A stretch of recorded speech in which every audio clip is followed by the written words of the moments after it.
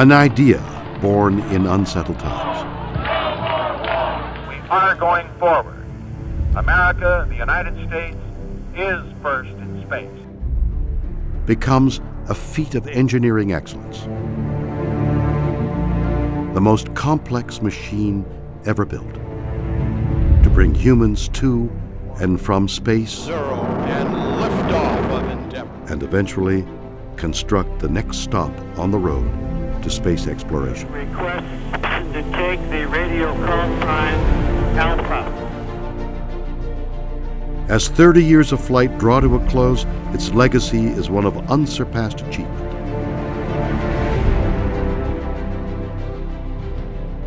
NASA Space Shuttle. Space Shuttle Endeavour is rolling out to Launch Pad 39A at NASA's Kennedy Space Center in Florida. In 24 missions, flown over 20 years, Endeavour has logged more than 103 million miles in space. The last of NASA's shuttles to be built, Endeavour prepares for her final flight, STS-134. Endeavour's 6 astronauts have trained for this mission for years. Well before any shuttle reaches the launch pad, however, a staggering amount of work is required. The parts, plans, and people necessary to make each launch span the entire nation. You've got all these people, all these folks that are in their 20s, some of them in their 30s, and they are, no kidding, in charge of some part of the space shuttle, some part of the space station, or some part of the plan. And every one of those people absolutely believes that they are the one that makes the difference on getting those astronauts back down to the ground alive.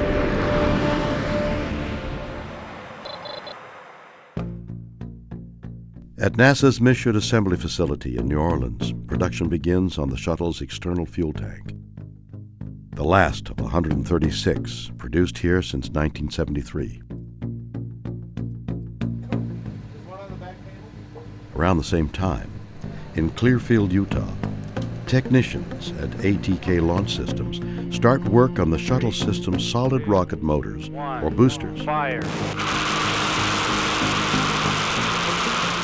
Unlike the orange external tank that is used only once, the boosters detach themselves and parachute into the Atlantic Ocean. They are then retrieved, refurbished, and reused on later missions. The shuttle mission's crew is assigned. Right up until launch, a shuttle crew will train in a variety of critical regimens, some basic, others specific to their mission. Simulators, safety and contingency, science experiments, and underwater in the world's largest indoor pool.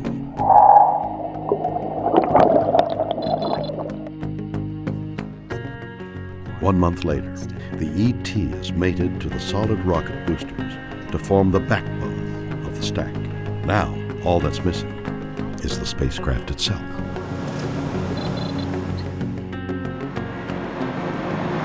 Looking now much like it will at liftoff, the space shuttle is carried to the launch pad atop the 6 million pound crawler transporter at a blazing pace of less than a mile an hour. Not exactly warp speed. At our peak carrying full load, we get right around 38 feet per gallon. Not too bad for an original 1965 hybrid vehicle with low miles. The 3.4 mile journey takes up to 6 hours.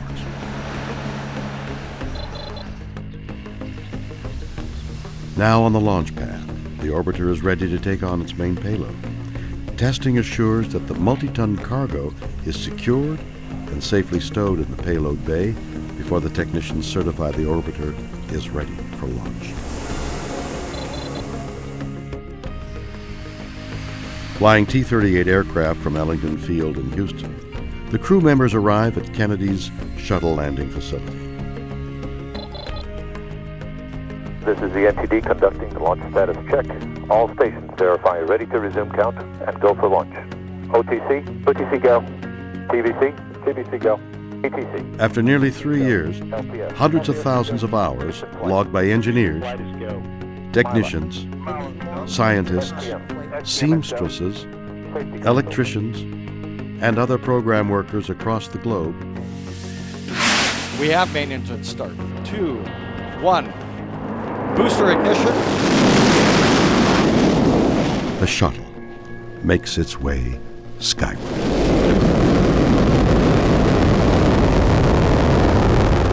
At liftoff, 6.6 million pounds of thrust begin hurtling the vehicle and crew at speeds that'll reach 17,500 miles per hour. The shuttle is like no other machine ever built. For its launch to succeed, more than 1 million parts must move together perfectly.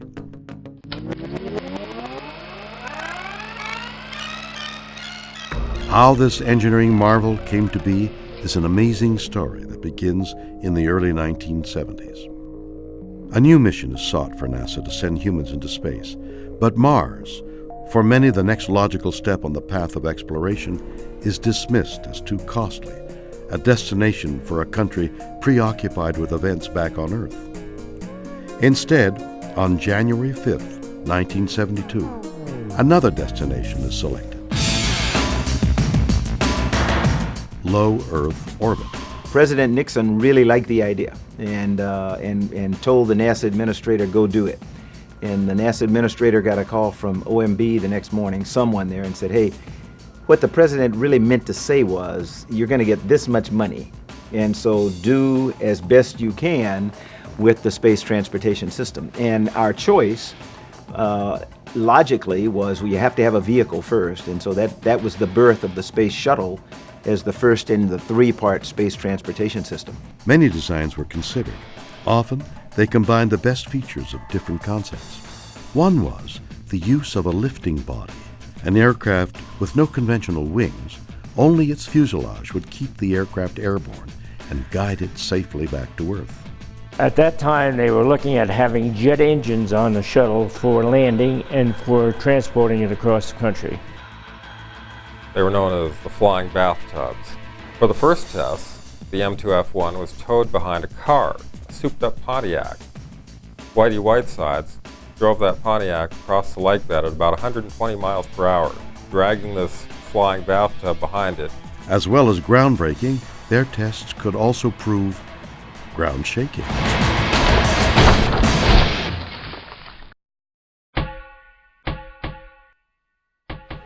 September 1976, more than 4.5 years after President Nixon signed off on its development, America's new spacecraft, Constitution, gets its first close-up before the cameras. The orbiter itself was well received by the public, but impassioned fans of a particular long-canceled television series called Star Trek wanted it called something else. They staged a successful write-in campaign, and the orbiter was renamed for the Starship featured on the show. Thus, NASA's new shuttle would be the Enterprise, boldly going as no spacecraft had ever gone before.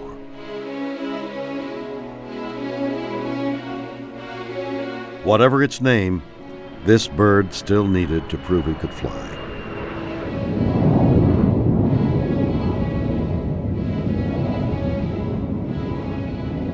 In an age before computer simulations, balsa wood models and wind tunnel testing was the only means to test the airliner-sized glider. We put together a very aggressive flight test profile that consisted of data points continuously all the way down. There was not a matter of 10 seconds went by without another either pitch doublet or a rudder kick or an angle of attack sweep. The things that really turn on a test pilot to fly them as accurately as possible. August 12, 1977. On a crystal clear California morning, high above the Mojave Desert, 2 NASA test pilots ready for Enterprise's first flight. The plan was for Fred Hayes, Jr. and Gordon Fullerton to lift the orbiter off a modified 747, then land on a dry lake bed 15,000 feet below.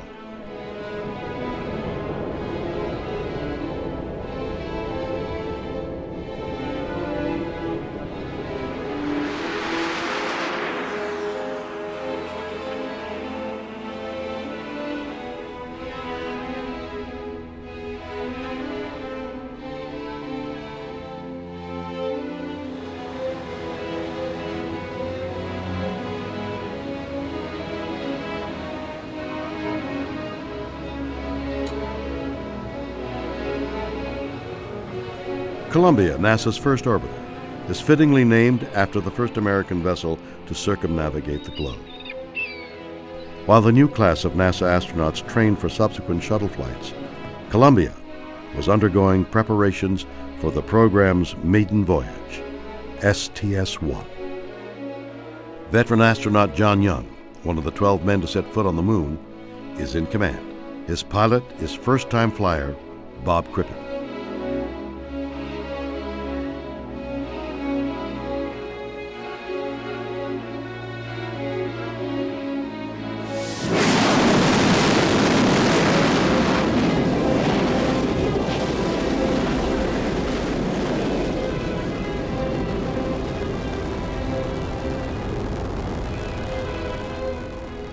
Together they would travel over 1 million miles and circle the Earth 36 times. John used to say, Crip, hey, they're getting ready to light off 7 million pounds of thrust under you, and you're a little bit excited. You don't know what's going on. And both John and I knew what was going on. Launched like a rocket 2 days earlier, Columbia lands as a glider on the dry lake bed of Edwards Air Force Base in California. We do a big turnaround to land on the lake bed for that first flight. And I remember when John went into a bank, a big left bank, I looked down at the lake bed, and there's thousands of people out there. And I said, John, look at all those folks, which had come out to see us land. Anyone who was associated with the program or there just to see the shuttle return, I think felt a lot of pride in our country and our space program. And so those emotions were, finally released, and you said, wow, the flight was done safely, they're back home. The shuttle really does work. It's a great program. It's got a great future ahead of it. Liftoff of the Challenger of Columbia. Discovery, and the shuttle has cleared land. For more than 30 years, the fleet and thousands of Americans dedicated to its safety and success have toiled in exhilarating triumph, heartbreaking tragedy, and most often, quiet obscurity. Their contributions have extended beyond the bounds of space. Among others, shuttle-derived technologies have been used in developing an artificial heart and limbs, three-dimensional biotechnology, a light for treating tumors in children, and improving crime prevention and wildfire detection. From crawler driver to payload specialist, from scuba diver to pilot, from scientist to engineer, they and many like them throughout the nation share a commitment to sending humankind safely into space. That dedication, as much as any other acclaim, will be the legacy of America's space shuttle. I think we'll be remembered in thousands of years, as perhaps the most incredible technological feat of humans of our time. As is the order of life, an ending for the space shuttle becomes a beginning for a space-bound successor. Soon, America will again send astronauts into orbit and beyond to do what NASA does best: